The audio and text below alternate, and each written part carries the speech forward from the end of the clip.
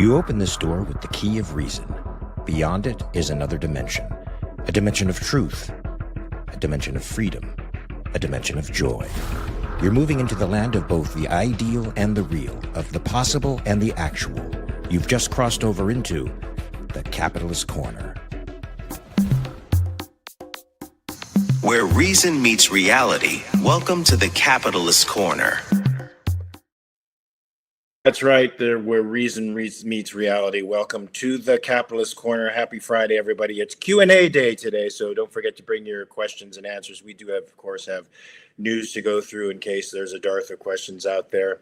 I am your host, Mark Pellegrino, and also the chairman of the American Capitalist Party, along with my co-host and vice chair of the American Capitalist Party, Michael Liebowitz, who is also the host of his own show, The Rational Egoist, which all of you should be watching and or listening to.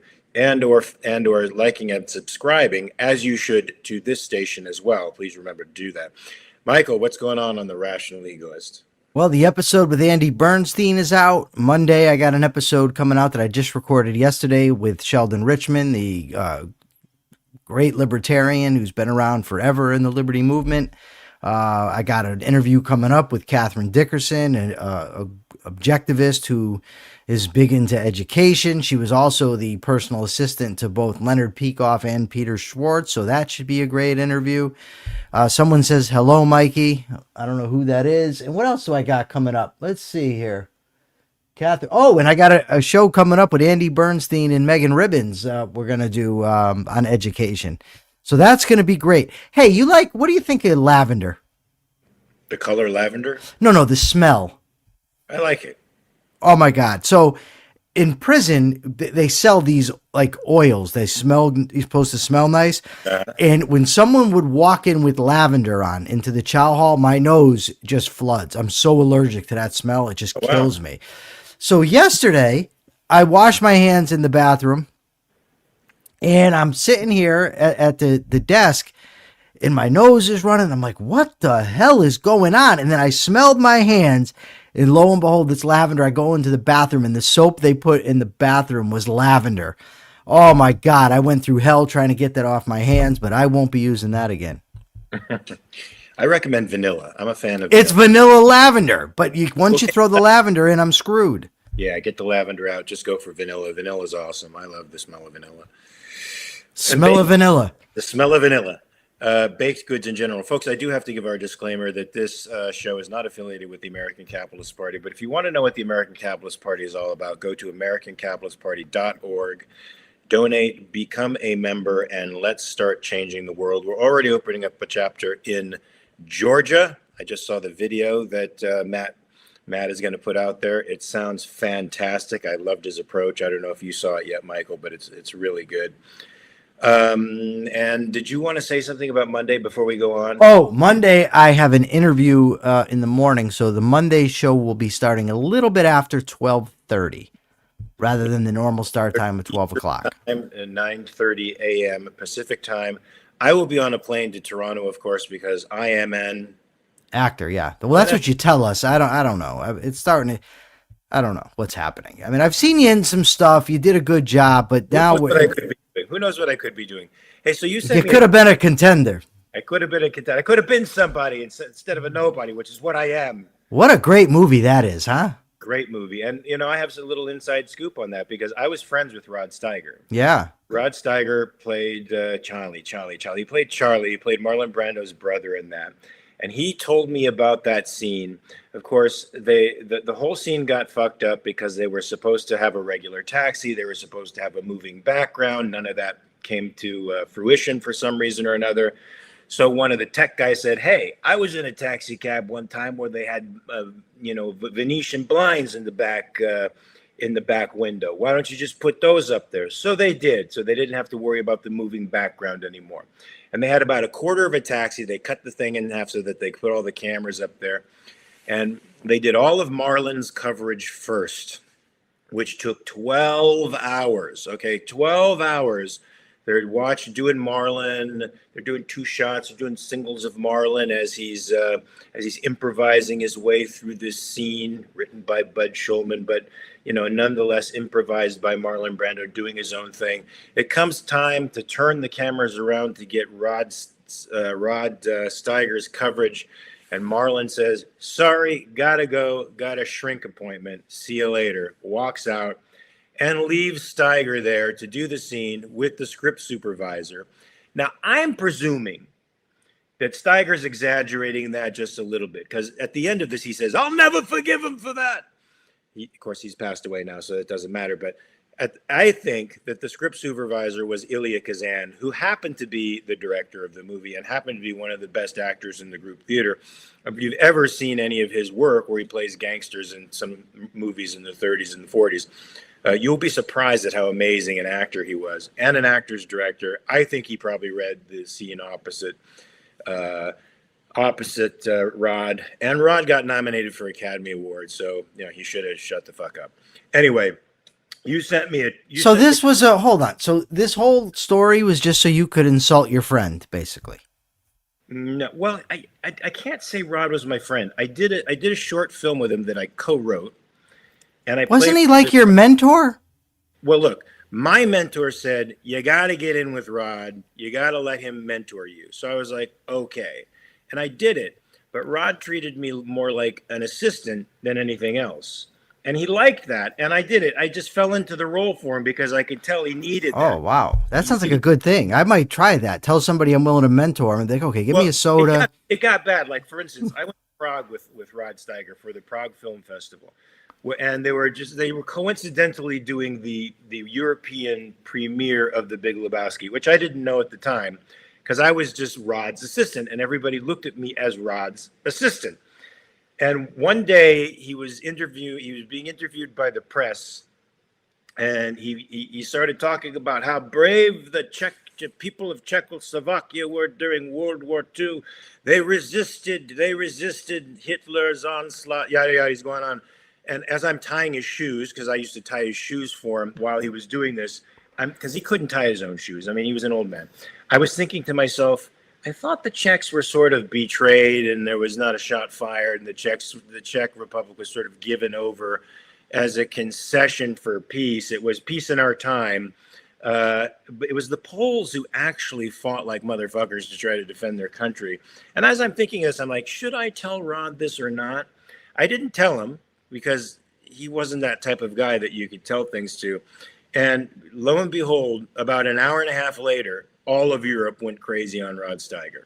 And his response to, "You're a dumbass," which was basically what they were all saying, "You're a dumbass and you don't know history." And this is Rod Steiger, who was in the Navy at the time, who fought in World War II. In the Navy, right? All right. So if I can tie your shoes, I can tell you the truth. That's all I'm saying. His response was, I'll tell you another story. His response was, "Oh, well," and he just blew the entire thing off. He didn't care. So Subby, I'll bring you to Glastonbury when the show goes off the air. He wants a ride. Oh, cool. I have one more Rod Steiger story if you want to hear. Well, what the hell? Let's hear him. So he took me to the Orlando Film Festival, and he was fond of saying, "Mark, this is what they do when you're on your way out. They give you these awards." And I was his assistant, and we stayed in the same hotel room, which is a 2-bedroom place. And I'm in bed, and suddenly I hear, "Mark, help me, help me." I probably shouldn't be saying this, but I get up, I go into the room where Rod is, and he's on top of the covers, naked as a jaybird. He looks like a 240-pound newborn baby, and he's like, "You have to help me up, Mark." He's totally unembarrassed that he's completely naked in front of me and hairless. He's hairless. He's like one. So you're really like taking the scene in. How can you not? 240-pound. I have an idea of how I could not. That's me. Like, no, I can help it. I can help it. Rod Steiger naked. You can't help it. So I had to help him up, which was not easy, and I got him, dressed and into his. So just you and a fat naked dude.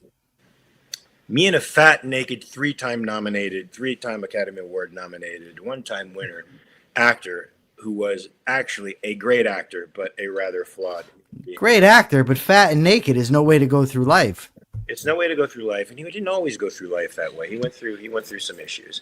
But I wanted to first start off before we get to questions. Well, we got to before we get to questions. Okay, go ahead. Before we get to questions, you sent me a tweet from Ken Gardner, and I haven't heard from Ken in a long time. He used to be in my inner circle of friends that would communicate. Oh, I didn't even know that. Yeah, but here he is coming to me by way of you, and his tweet is, "Oh Donald, you poor dumb bastard," and I of course retweeted it and said, yeah, of course the truth. Here's what Trump is saying, because we all know Trump is a primacy of consciousness guy, not a primacy of reality guy. It's what he feels that matters, not what is that matters.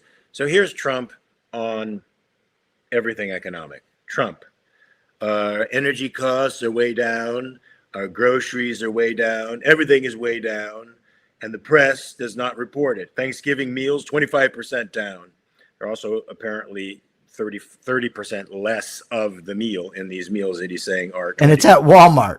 And it's at Walmart. So I don't know. I don't want to hear about affordability. No, he doesn't want to hear about affordability because it interferes with his feelings about the way things are supposed to be. But Trump, you're going to hear a lot about affordability because your plan, the one thing the Republicans had on Democrats for the last 45 or 50 years, Michael, was that they had a better concept of what economics was and what to do about economic problems. That has now been blown out the window by MAGA, completely blown out the window. Even if it was sort of an illusion before, at least some Republicans paid lip service to free markets and understood that you couldn't have onerous restraints on trade. That has changed with Trump and Trump's unilateral choices about how the economy should go, and he doesn't want to hear evidence that that his concepts about the economy are not bearing fruit. What should we do about this, Michael? Besides talk about it, should we do something else? Is it pitchforks and torches? No, and I don't know. I don't know what you're talking about. I've never heard of such a thing. And no, again, and I had some MAGA. I like how you pronounce it, MAGA, instead of MAGA. MAGA. But either way, MAGA or MAGA, we got a couple questions here, I think, that kind of go to this thing that you're talking about. And it says, see, now I'm going to go out of order, and Persephone's going to get all upset. She's painting her nails, ogling me, and I got to answer these questions. Okay, so Akira Felix, I'm going to skip around because because it flows with your question. Akira Felix says, when did you guys realize the Republican Party was doomed? I think the 2020 election and the whole January 6th aftermath, I knew they were doomed when they nominated Trump.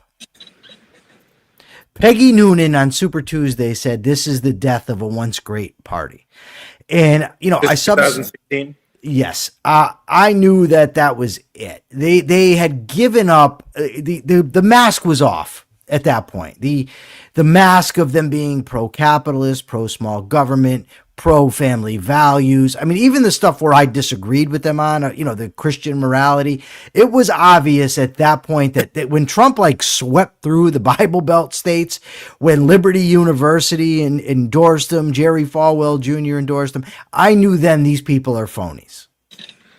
Yeah. So that's when I knew. I am also on the record on the New Yorker magazine. The New Yorker magazine grabbed a bunch of who they considered conservative actors, producers, and writers, gathered them together and asked them what they thought about the Trump election. All of them, of course, were universally in favor of it and very happy about the election. I was the only one to say, one, I'm not a conservative, so make sure you write that in the New Yorker. I am not a conservative. Two, I think this represents the death of the Republican Party.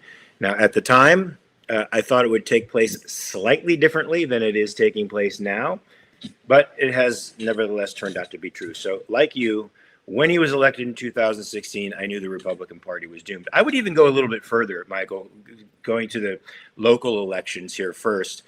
When they kicked Gray Davis out as governor and they had a special election for governor, two people were the primary candidates, Arnold Schwarzenegger and Tom McClintock. Now, Tom McClintock was actually a principled Republican who I thought would actually get the economy of California back on track. He was a sound, principled, constitutional conservative. And then there was Arnold Schwarzenegger. All of the main conservative pundits, like Michael Medved at the time, who I used to listen to, I don't even know if he's still alive, Dennis Prager, all those guys are saying, you have to vote Schwarzenegger. You have to vote Schwarzenegger. I knew then that the Republicans had absolutely no principles either, because they threw the principled guy under the bus for the dude who was a political pragmatist and primarily a leftist in many respects, and made the state of California far worse than when he started. So I would say I would even go back to that recall election to show how the Republicans were willing to sacrifice principle. We could even go probably back further. Oh, sure, but the question isn't when did they sell out their principles. The question is, when did we know that they were doomed as a party? Well, I mean, you can say that from the moment they started selling out their principles. I mean, you could say from you could, but that you could say from the moment. Yeah, Hoover, but is that when you realized it though? That's the question: is when did I realize it? Yes, that they were doomed. I was actually around in 1933, so I can actually say I realized at the time that Hoover was intervening. Okay, this isn't going well. He wasn't intervening. He was actually done in 33. That's when they took him out of office. So I'm saying before that, when the Smoot-Hawley came about, when he was interfering in agricultural prices, I was there. I saw it all, and that's when I knew the Republican Party was doomed. All right. Are you done? No.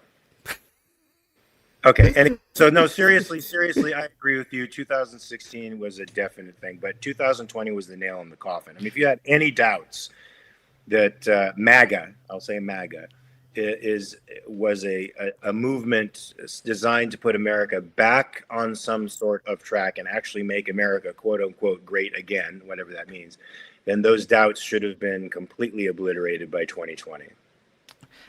All right. So then the Rock Chartrand says, aside from education and persuasion, is there any way a capitalist country can protect capitalism if the citizens don't want it? No. Yes, I agree. I agree in principle with that, but I have various thoughts about that me and Michael disagree on and have argued about multiple times. I'm going to write a couple of papers about it, so you'll be able to see it either on this site or on the Capitalist website. And Rock, I would love for you to peruse them and see if you agree or not.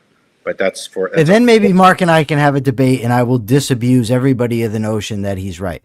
Persephone put her hair up. She looks so pretty. Thank you, Persephone, for putting your hair up and making yourself so pretty. Should we go into Mamdani? No, we should answer Jenna Kleem's question. So Jenna Kleem says, is local politics the most important politics? I don't know.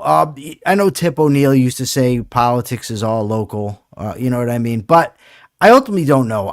What I think is that politics is shaped, and this is not, some revolutionary breakthrough on my part, but it's downstream from culture, and culture is downstream from ethics. And that's what needs to change. Is the ethics, the culture need to change in order for us to get any change either locally or nationally. And that's my view.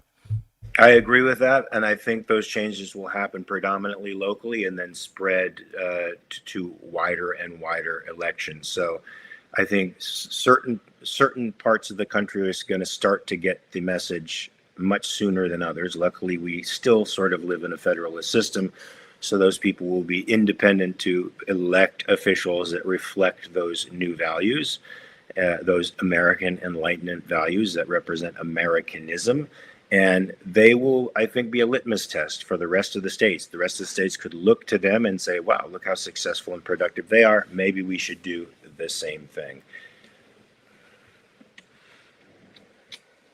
Do you want me to get to Mamdani? Yeah, sure. I was just looking through some of the comments.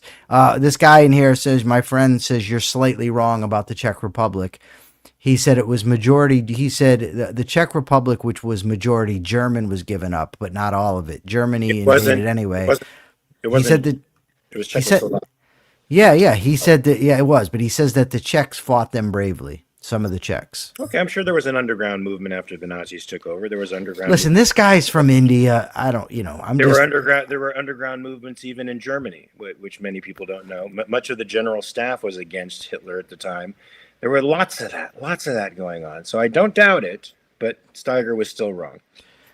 Booster Seat says someone's creepy. It might be me. Who? What? Booster Seat 11 says creepy, but I don't know who she's talking about. Yeah, you want to be a little bit clearer about that, please? Yeah, we need to know who exactly is the creep, because there's some people in the comments. Oh, maybe it's somebody in the comments that's creepy. Okay. Oh, I'm good. Okay, that's good. So who's the creep? All right, tell us about Mamdani. Wait a minute. If you're good, does that mean that I'm the creep? No one would ever think you're creepy. Well, maybe with the naked story and Rod Steiger, but I don't want to revisit that. But can we get to Mamdani? Oh, Booster Seat says me is the creepy one. I don't know. You are. No, her. She's creepy. Or him. Him, he's creepy. Someone's creepy. It's not me, and that's all I really care about. Okay. I've been known to associate with some creeps. I'm not going to lie. Yes, Mamdani is the creep. Okay, I can go for that. That's what Ray says. Mamdani is a total and absolute creep. Again, I'm going to revisit Hamlet. Meet it as I set it down, that a man can smile and be a villain. Every time I look at that shiny, smiley, fake, beneficent face of his, I think, wow, it's concealing such villainy underneath it. You gave me the Reason article, Reason magazine article, No Excuses for Zoran Mamdani and Radical Socialism. Do you want to talk about that a little bit? So somebody from the BBC defined democratic socialism in a very bizarre way. Yeah. It said, when describing Mamdani political views, he describes himself as a democratic socialist, which has no clear definition, but essentially means giving voice to workers, not corporations. Well, he seems to have a very clear vision of wanting to seize the means of production. He's said it outright. Yeah, of course he has. Yeah, this, you know, the whole idea of democratic socialism, whatever, it's a way to dress up your tyranny and, you know, put lipstick on a pig, and we know all the metaphors. But the bottom line is this: socialism is a wicked ideology. It's entirely predicated on the initiation of force. It's entirely predicated on the mediocrity of human beings and not letting human beings excel. That everybody's just equal regardless of effort, intelligence, and character. So they can say whatever they want. The bottom line is this dude is a disgusting socialist who was elected mayor of New York City. Partly, yes, because New York City is, far left, but also, I mean, let's be honest. He was running against a corrupt career politician, a mayor who's a corrupt politician who was pardoned by Trump, and a dickhead in a beret. Right? I mean, 71-year-old dickhead in a beret. A 71-year-old dickhead in a beret. So it's not, it's not as if this guy was running up against serious competition. So there's that. But his policies are still reprehensible. This Hassan Piker buddy of his is reprehensible. And that's my take on it. Yeah. I don't like when the chat starts arguing with each other about this stuff that they're arguing about right now. I don't like it. Do you think he is going to be able to enact any of his policies at all? I don't know. I don't know the exact restrictions. I know, part of it, he's dependent on the state legislature. Part of it is obligation to balance the budget, actually. Right. And they also rely a lot on federal aid, which Trump is saying he's not going to give them. So I don't know. I'm going to bet. I'll say one thing. I'm going to go. I'm going to put the strong money on there's not going to be government run grocery stores. I don't think that's happening. We're only going to put two in. I don't think that's going to happen. I think it would be great to see those, however, to see how badly they do and how much they knock out competition with the bodegas and put other people out of business, and how much theft goes on in there. I'd like the New Yorkers to get a taste of a government-run grocery store, just because if you vote for it, you should get a taste of it. Do you think he's going to be able to enact rent freezes? I don't know. I don't know what's behind that. I really don't know. Free what buck. he has to do in order to do that. But I'm just so disgusted, honestly, when it comes to politics. We talk about it, and we have to, but the whole thing, everything sickens me. There was an objectivist, or somebody who claims to be an objectivist. I don't know.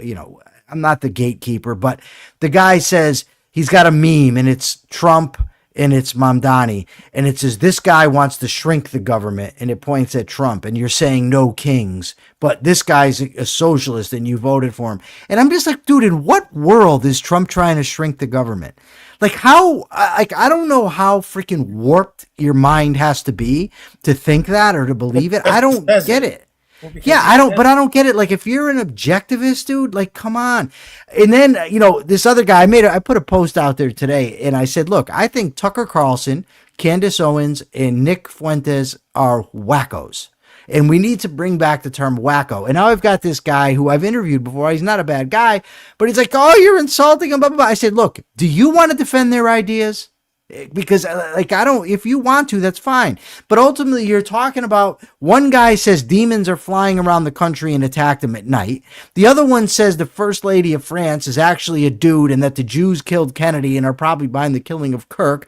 The other guy's a big fan of Hitler and Stalin. Yet these three have millions and millions of followers, and somehow I'm supposed to take their idiotic ideas seriously, according to this other guy. So I'm really disgusted with the country. I'm disgusted that Trump was ever nominated. I'm disgusted that Trump was ever elected. I'm disgusted that people love Bernie, that they elect Mamdani. And I'm disgusted that these type of people have influence. I'm listening to prepare for a debate I'm having next week. I'm listening this morning to Tucker Carlson's discussion with Nick Fuentes. And these two, first of all, Tucker, like, there's no awareness of when you don't know things, right? When you're not sure of something. So they speculated that Nick Fuentes, and Tucker kind of nodded along with them, speculated that it's, SSRIs are partly to blame for mass shootings. I'm sure he's done a deep dive on the studies for that viewpoint. Tucker says he thinks that porn is partly responsible for the rise in homosexuality. He says porn leads to homosexuality. He then says that non-married men tend to go on to be fragile, right? And then the two of them went into a deep discussion about women. Now, I got to tell you something, right? If I'm looking for an understanding of women, the last two people on the planet I might look to are Virgin Nick Fuentes and Bowtie Tucker. I mean, let's keep it real. Like, the guy who says demons are attacking him in his sleep is going to lecture me on what women are. But that's what they do. And, to me, like, I may seem like this is a rant, but they're all connected in my view. It's all connected by grifting, by irrationality, by populism. They all meld together to form this ludicrous country that we're now living in. Yes, they do. Incels, men who probably couldn't go on a date if they tried, and they're taking out their sexual frustrations on the rest of the world with these crazy conspiracy theories and followings that they get. Michael, that just makes me feel like if they got a good woman and actually, I'll say it, had sexual intercourse for the first times in their lives, a lot of this bullshit would cease. It's interesting because the two of them think that all women really need is a good man. That's the problem. Women are lazy. They want to sit around and eat, watching TV and eating Cheetos and doom scrolling. Women don't want to work. Women don't want to do this. Women are irrational. Women, like, they have all these views on women. And I'm just thinking, how do these two dumb bastards have millions of followers? Like, I guess a bunch of dudes that got picked on in high school maybe tune into this stuff, and they're like, yeah, this is why I couldn't get laid. It's because the girls are all bad. Nick Fuentes has an incredible amount of power in social media, and he still hasn't been laid and won't be able to. I think he's dysfunctional, and I think he probably needs a penis. Well, he says porn causes that too. Porn causes dysfunction? There was all types of things that they went into on and on about all the bad things that porn is causing and how it should be illegal. And it is speculate that Nick Fuentes has never seen a naked woman in his life or a naked body other than his own. And I think he probably showers with his boxers on. I'm just it would be cool if he were the one that found Rod Steiger naked and we could see what the result was. Come on, man. Look, okay, so there was somebody who said, how much power does the New York mayor have? Well, I asked Grok that question, and it's a little bit disturbing. I'm going to read straight from Grok here a little bit, Michael. The mayor of New York City is the chief executive officer of the city and wields executive power that is among the strongest of any mayor in the United States. Often described as one of the most powerful municipal roles in the world, due to the city's large scale, 8.5 million plus residents, $120 billion annual budget, 300,000 employees, and a GDP larger than most countries. That's going to change. New York City, which vests the mayor with broad authority under strong mayor system, especially after reforms in 1989, shifted power from the old board of estimate to the mayor of the city and to the mayor and the city council. So basically, the key powers of the mayor of New York City are as follows. Appointments and removals. He appoints heads of nearly all 40 plus city agencies and departments, so he can stock those with democratic socialists or people who want to take your property by vote. Yeah, I didn't know that rights Well, were. I want to respond to something quick here. So, where do you go? I tried to put it up here, and then the screen changed on me. So, Ian Gilmore says y'all use Grok too much, and people tell me that, oh, you can't trust Grok. I don't. I don't trust Grok 100%, and no one here is saying, oh my God, Grok said it, it must be true. But the bottom line is somebody asked a question in real time, so we don't present the answer as if it's ours. We come out and say, this is what Grok says. It's a lead that if you want to go and investigate more, you can. No one is saying that this is the source you have to abide by, but it is a source that can give you information on the fly. And then it's up to you to do a deeper dive. I mean, we don't have time to go read the entire, New York State or New York City code to find out who has what power. Yes, Ian, you can check these statistics or these facts if you think they're wrong. He can remove most appointees at will whenever it is his judgment the public interest shall so require. He appoints multiple deputy mayors, currently 9, who oversee portfolios like public safety, operations, economic development, amplifying control, budget control. He prepares and proposes the entire city budget, which funds everything from police to schools and sanitation. The city council can modify it, but the mayor's proposal sets the baseline, giving enormous leverage to the mayor. Legislative influence. Veto power over city council bills, including budget notifications. Veto can be overridden only by 2/3 of a council vote. He signs bills into laws or negotiates changes. Executive orders and emergency powers. This is something we should all be afraid of because we have an executive in office now, a national officer who's using emergency powers and executive orders. He is. To rule by fiat. Hopefully Yes. the Supreme Court puts the kibosh on that.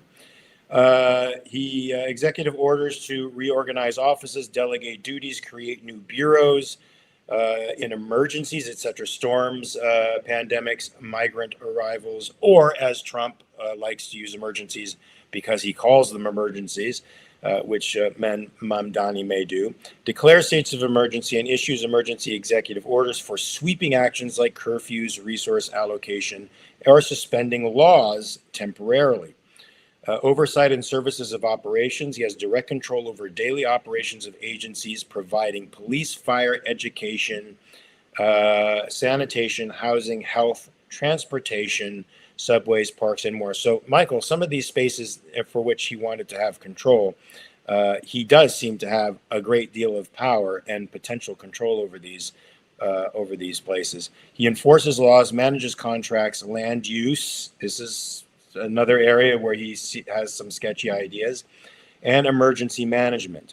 As a magistrate, a limited judicial role, he sits ex officio on dozens of cultural institutional boards, the Met Museum, Lincoln Center, etc. He shall exercise all power vested in the city except as otherwise provided by law, a catch-all for broad discretion. So, I mean, I don't have to go on. We can tell that the mayor of New York is an extremely powerful person. and perhaps some of those areas that Mamdani seems to want to control, he may in fact have the capacity to control those areas. And Michael, I got to say, this sounds terribly nihilistic of me, but I hope he does do that, because it's going to crash New York City, and it's going to send the tax base that he's relying on to fund all of his proposals fleeing. Well, that's what we think or hope. Persephone, am I too loud or is Mark too quiet? I'm too loud? All right. Am I better now? Yeah? All right. So Akira Felix says he disagrees with me here. A lot of promiscuity leads to misogyny. I don't know where I ever endorsed promiscuity, Akira. So you'll have to ask me. You have to tell me where that was. You did not. I think understanding the value of sex and having self-esteem is more important. That's true. I still think Nick Fuentes needs to get laid. If he blows off some steam, he might not try to hurt the rest of the world. A lot of this, Michael, I hate to say, a lot of this pathology in these political types, these men with political aspirations, comes from, I believe, two things. They have extremely tiny penises, they're mad about it, and they don't have sex. That's three things. Okay, three things. Now I'm going to put a fourth. They have no meaningful relationships with women. None. No meaning. You just embarrassed Persephone off the screen. She doing this? No, she's off the screen. She left. She can't take it anymore. Sorry. All right. So, Akira, I never said that promiscuity didn't lead to misogyny. I think promiscuity is a bad thing. All right. For the probably the same reasons that you do. I agree with Rand's perspective on So, okay, so Mark Pellegrino's universal theory of politics is that the problem with most dictators, authoritarian dictators, or these influencers is that they have small penises and they're angry about it, and they don't have sex. Small underused penises and no meaningful relationships with a significant other. Okay, so if you have a small, just know this, if you have a small underused penis and lack meaningful relationships, you may be a future dictator. These are the signs. These are the signs. Okay. This is Mark's theory. I'm not endorsing it, and it is not the theory of the American Capitalist Party. This has no relationship to the Capitalist Party whatsoever. If you want to know what the Capitalist Party is about, please read the policies at AmericanCapitalistParty.org. It is my own personal theory that the conditions that set a man towards authoritarianism and the desire to control other people and towards exercising his hate in the political world, it has to do with the size of his penis, its lack of use, and the fact that he has no meaningful relationships with. I've heard that about Napoleon. Of course. Come on. What do you mean, come on? How, will you have personal insight? I was there. That doesn't mean you saw his penis. I've been a lot of places and not seen penises. As long as the dominant morality, as long as he, what does that say about morality? I don't know. Everything's kind of gone astray. Once you got into all the wiener talk, It's my own personal theory, folks. It's not the theory of the American Capitalist Party. As long as the capitalist corner to children stems from Christian mythology, then no, we cannot have capitalism. I mean, there is a strain, though, Michael. I'm gonna sort of play devil's advocate, which you'll say I'm not playing devil's advocate, actually. But there is a strain of Protestantism that focused on works and thrift and innovation that a lot of people equate with the capitalist ethic. I don't think that's necessarily true, but there are people who say there is that strain of Protestantism. Max Weber, yes, who makes that claim. Now, do you think Deeper with Diego is right? So provided we believe the Christian morality, Christian ethics, and the Christian mythology of sacrifice, capitalism will be a sort of impossible goal to achieve in America? I don't know what he's talking about. Talk to children?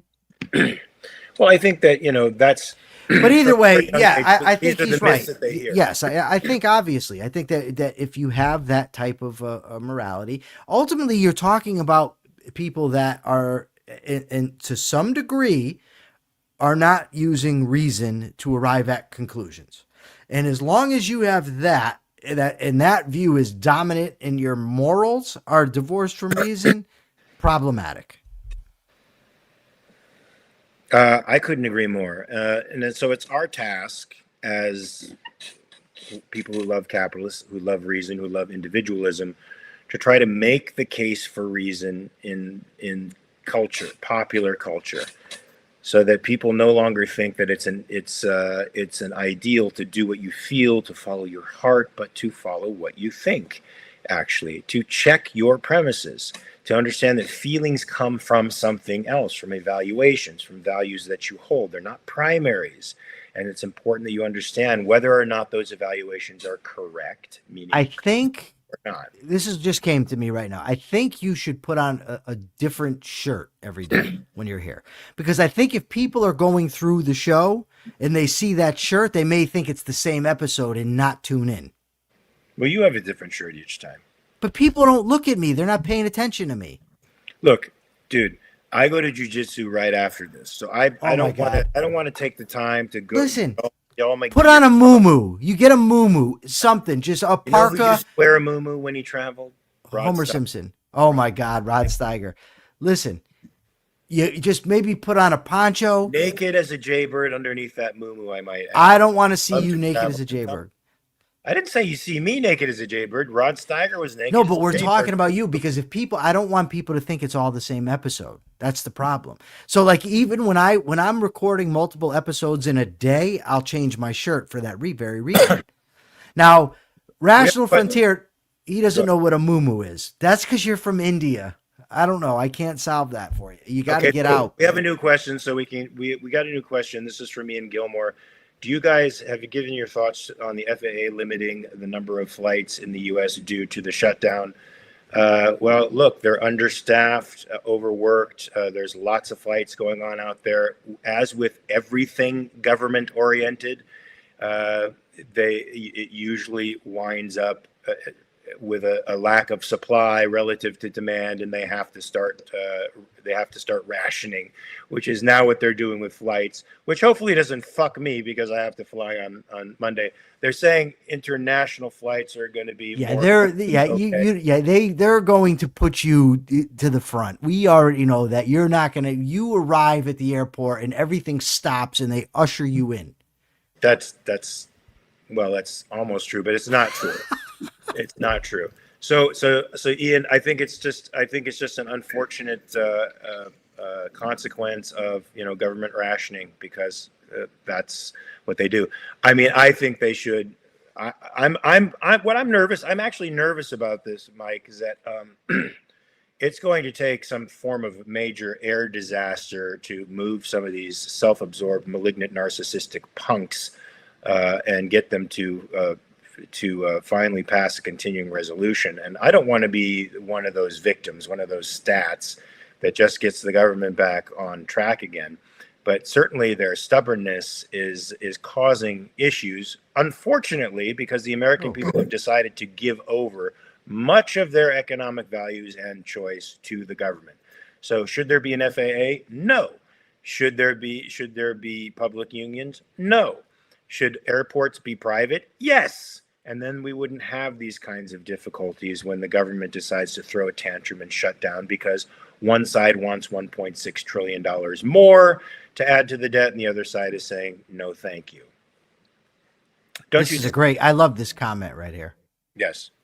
After you have checked your premises, pursue your values. I like that. That's very good. Too. Ian Gilmore says Canada separated air traffic control into a private company, and the U.S. should do the same. And I agree. Privatize. Very Every good. Chance Always you get. works. Always better. Always better. If anything, because it's moral, and moral is good. We make, as objectivists, no distinction between the moral and the practical, unlike the pragmatists who are running things right now. Royce Jacobson says, do you think we are overdue for a new wave of pro-capitalist art? Well, I mean, I think we are overdue for good art, period, whether it's pro-capitalist or not. I don't think art, Race, I don't think art should have a political agenda. It reflects values for sure. It should be the artist is attempting to concretize their values either in the written word or in stone or in painting form or as an actor. But it's not the goal. The goal isn't a didactic one. The goal is good storytelling. The goal is to concretize a value or to concretize beauty, symmetry, and out of that we get the spiritual benefit. But hopefully there will be some incidentally pro-capitalist literature and or art out there soon, but it will be incidental. Do you follow what I'm saying, Michael, or are you too busy doom scrolling? No, I'm not. I'm not too busy. When it comes to art, I don't like to really speculate because it's definitely not my area of expertise. I did love the Romantic Manifesto by Rand, and I really love romantic in the sense that she's talking about novels. Victor Hugo, I think, is great. But I don't know if art should be political or not. I mean, movies are art, and they're often political. Atlas Shrugged is a work of art. It's certainly political. So, and that's Michael, it's often didactic. Now, she has a good reason for that because she was developing a philosophy and thinking it as she went along and concretizing the philosophy in the form of a narrative. But it oftentimes runs into the didactic, and you don't want art to be didactic. You want art to slip the moral to you by stealth through the narrative, not hammer you over the head with it. I just realized I could check on this. So there's an eye on the left of my screen that tells me how many people are watching at any given time. And lately I've been streaming to both YouTube and X, trying to get us more viewers. And I can actually find out how many people are watching from each platform. Oh, good. Well, that's nice. Yeah, it's very, very interesting. Frontier says the skyline of a city is the most pro-capitalist art in the world. Well, that's true. That can be inspiring, Rational Frontier, but only for people who actually understand what that means. There was a time when I was a radical environmentalist, Michael, that I would see anything that had to do that any human artifice in the environment as an imposition, as something ugly and disgusting. It took me a long time of reevaluating my premises before I could, let's say, cruise into a city with a skyline like New York or a skyline like Chicago or even San Francisco and just look at it in amazement and wonder at what human beings were capable of. And I venture there's a lot of people out there that were in the same boat that I was in many, many years ago, and it's going to take them a while to change their values. A lot of hard work, a lot of thinking, a lot of introspection. But I agree with Rational Frontier. I want to just say, if Jim Valiant's still in the audience, Jim, you got to call me after this episode. I interviewed Sheldon Richman yesterday, and we were talking about Roy Childs. And he said that before Roy Childs died, he was working on his book, A Theory of Justice, in which he was going to discuss how he strayed from and was no longer an anarchist.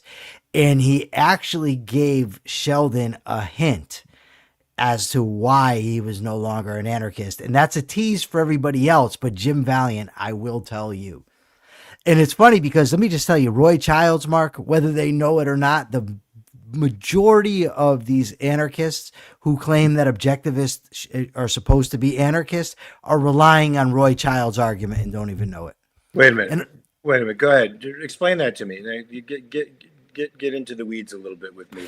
So Roy Childs wrote a letter to Ayn Rand that ultimately got his subscription to the newsletter canceled. I don't know all the ins and outs about why or what.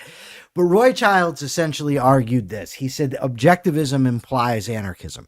He says because objectivism rules out the initiation of force, therefore, as an objectivist, you would have no right to use force to prevent somebody from going to their own legal services, from signing their own legal contracts, from having their own defense agencies, that if those organizations were not using force, then you would not be able to use force to stop them. That was Roy Childs' argument, which, by the way, I think is, while wrong, I think is the absolute strongest argument that they've ever come up with. But it amazes me how many people use it and don't even know the source of it. That's funny. Race says, let me rephrase it. Are we overdue for romantic art that characterizes rational values? I think we are. It's been a long time since Art Deco, for instance. That's true. I love Art Deco. And I love walking around buildings and going to restaurants that are decorated in Art Deco. I remember good films in the 90s. Yeah, we still, I think, had a somewhat heroic sense of life back then. Back then, the Republicans were still holding on to something akin to the preservation of classical liberalism. They were more constitutionally oriented back then, and they kept Clinton honest. Essentially, they stealthily made his presidency far better than it could have been because they were holding on to Republican principles, which they have completely lost now. James Valiant asked me, what do I think about the film Working Girl in this context? You know, I would have to review the film. I love Mike Nichols. I love everybody in that film. I'd have to go over it again to remember the plot a little bit better in order to answer your question. A little bit better. But great cast, great director, great storytelling. Let me get back to you on that one, Jim, because it's been a while. So should we get to the next? We're doing a lot of Mamdani.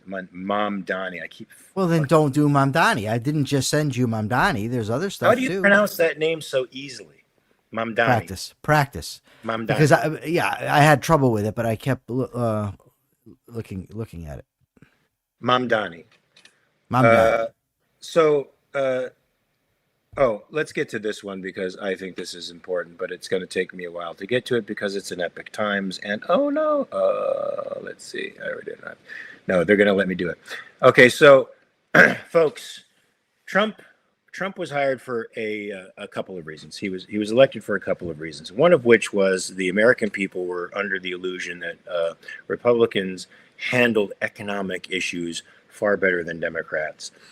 They saw themselves in an inflationary economy. They thought that Trump would be able to lower prices. They saw themselves in a sort of economic stagnation. They thought Trump would be able to get the economy rolling again. He certainly presented himself as that person. But according to the Epic Times, which is a conservative newspaper, folks, October layoffs reached the highest level for the month in 22 years. Michael, this is a significant number that every MAGA moron out there should be taking in. Sorry, should I not have said moron? No, I don't care. But I'm just saying, but it's not the message of the American Capitalist Party. Not the message of the American Capitalist Party that those who are MAGA Republicans are in fact morons, but it is the message of this particular capitalist that they are moronic in nature and that they follow moronic non-principles. So go ahead. This is so many of the people then who disagree with Mark Pellegrino. It's either because they are morons or have small penises. Not disagree with me, or both. No, if you're an authoritarian and you are preaching authoritarian values, there is something pathological about you. There's something missing in your psychology, and it likely has to do with some kind of psychosexual underdevelopment. I'm telling you, there's nothing like. Never mind, I won't go there. This is an R-rated show. It's not an X-rated show, but I'm not going to go there. But certainly. Look, to any objectivist out there, sex is a very important component of a human being's life. Period. It's a very important component of a person's life. And I can guarantee you Nick Fuentes has not had sex. Okay. He's got virgin written all over him, and not even for moral reasons. It's because he's incapable of getting in there. He doesn't have the confidence of getting in there with a woman and asserting himself. Maybe he'd have the confidence of getting in there with Rod Steiger. Why are you picking on Rod, man? You're the one who said he was a fat, naked dude with a bad attitude. He didn't have a bad attitude. He was an old man. He had hip replacement surgery. I think he was underloved by the public. God. Okay, all right. Listen, I'm saying this is important because this speaks to our show that we're going to be. But what about the story? Hold on a second. I'll get to the story in a minute. Our show tomorrow, folks, we're going to do a show tomorrow, the intersection of psychology and philosophy. It's called Self-Made Soul. But Rod Steiger represented to me the perfect example of a second-hander. Here he thought because he was a famous actor for a while, everybody would remember him. I could literally point to students, young students in any classroom I was in, and go back 10 years, only 10 years, to actors who are famous, and it's likely they won't even know who the fuck they are. And if I go back into classic film times, the 40s, 50s, and beyond, into the silent films, they will have no earthly idea who these people are. And at the time, those people were earth movers, multimillionaires. They were matinee idols. The whole world knew who they were. Their light doesn't shine very far. Actors' lights don't shine very far. And Rod didn't realize that. And so when he lost that shine and people didn't know who he was, it really, really affected him emotionally. So much, Michael, that I felt like I was his Max. He was Norma Desmond, and I was Max to his Norma Desmond. If you know anything about Sunset Boulevard, No. Max is the butler who tries to preserve Norma Desmond's sense of her stardom, which is long faded, and tries to deadlift her self-esteem throughout the entire picture and play. I saw both the picture and the play. That's what I felt like I was with Rod. We were going by an art museum one time, it was an art gallery, and he said, "Mark, go in there and look at the paintings. When I go in there, the price goes up." And I was thinking to myself as I walked out to do what he asked me to do, "Rod, nobody will recognize who you are. The prices aren't going to go up. Nobody knows you anymore." And that was sad. It is sad, but well. So anyway, the layoffs. The layoffs, right? So I don't know what caused it. Okay, it's funny because Ian Gilmore made the joke Biden's fault, and I don't even know if the full ramifications or even half the ramifications of Trump's policies are taking effect yet. I don't know why there's all these layoffs in October. What I do know is Trump talked about how he would fix things right away, and it didn't happen. So if you're going to make outlandish claims about how wonderful you are and how your policies are going to save the world and everything else that he talks about, and you're going to take credit when the stock market goes through the roof, then I'm not going to feel sympathy for you when you try to disavow the labor numbers from October, right? Trump, I know his economic policies are bad. I don't know it because of layoffs in October. Right. But if he's going to make the claim that everything that good happens is a result of him, then you have to take the bad with the good. That's my take. You have to wonder if these chaotic tariff policies are forcing companies to downsize because they simply don't know what their supply chains are going to look like. So they're reacting on the premise that, well, Trump will probably be put down by the Supreme Court, but then Bissett has 3 or 4 other options that they can go to. Yeah. So they can continue to confuse the economy of the rest of the world and cause hostility around the world with respect to trade for some time to come. So they have to anticipate all these moves, and that means probably letting people go because supply chains are simply going to be disrupted and there's just not going to be enough production going on out there. This is the fault of a Republican, folks. Someone who's supposed to actually open up markets, somebody who's supposed to actually be for free trade, is restraining trade to such a degree that companies have to lay people off. This is bad. This is bad. Which party is worse for the economy? Keith asks. I don't know. Well, there was a time when I would have said Republicans are better. At this point, I don't know. Yeah, right now the policies that Trump is pursuing are awful for the economy. They're not going to do what he says they're going to do. They could, if he gets enough political control of the Fed, they could stoke a bubble or a few bubbles here and there that will be bound to burst sometime after maybe his administration is over. But if he continues this chaotic policy of trade wars with people, highly taxing the American people for fundamentals they need, like capital goods like wood, steel, the things that actually make business run, to build businesses with, then he is fundamentally harming the country in a way that the Democrats weren't. Now, the Democrats want to seize wealth. They think production is a mysterious thing that just happens, and they want to take the proceeds from it. But they're inhibiting it less than Trump is at the moment. So Trump is the immediate guy we got to worry about. So, Michael, did you want to give the capitalist thought of the day since I gave it? Did I give it last time? I think I gave it. No, I don't. I don't want to give it, but I will. That's what you should have asked me. Will you do it? Not do you want to do it? Because no, I don't. Why don't you? Because now I have to think of something to say. It's a whole thing. I'll do it. And no. It's my turn. We're going to be fair here. If you're scared, I mean, I'll do it. Scared? Well, what do you think is going Right. to happen? I could make the worst capitalist thought of the day ever, and they're not going to take away my lunch. Okay, go ahead. Let's hear it. Speaking of lunch, my capitalist thought of the day is this. Under capitalism, you get more and better options. You can buy the cheap stuff. You can buy the expensive stuff. Yesterday, there was a local store in Connecticut. It was in Wethersfield, and they have special deals every day of the week where you get a meal for $5. You get something nice. That's what capitalism does. That's what competition does. But it doesn't just do it in regards to food. It does it in regards to microphones, computers, shirts. Everything that you could think of is better. And the reason is because capitalism unleashes human ingenuity. Humans seek to fill needs. They want to fill them in the best way they can, and they want to get paid for it.